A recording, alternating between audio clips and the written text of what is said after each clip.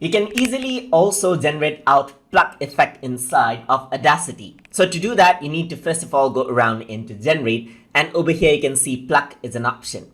Once you click on Pluck, this is what you have. It creates a track, and now you can choose the Pluck MIDI pitch right here. You can go around into gradual or abrupt according to how you like it. You can preview this out as well. That is how it sounds. You can also go around into gradual. You can see that it is slower or it is go around and that's faster right here. You can also select out the duration right here. So let's say this is going to be 2 seconds. And that is how it generates. You can increase and decrease the Pluck pitch right here. And you can also go around and decrease the Pluck pitch.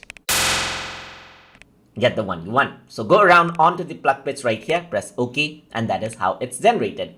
You can go around over here onto generate, go to Pluck right here, you can increase out the Pluck, OK, and there you go, this is what you have. So if I were to play this around,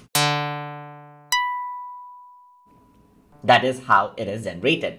So that is how you can generate out and work around with Pluck effect inside of Audacity. So hope you guys learned something as always.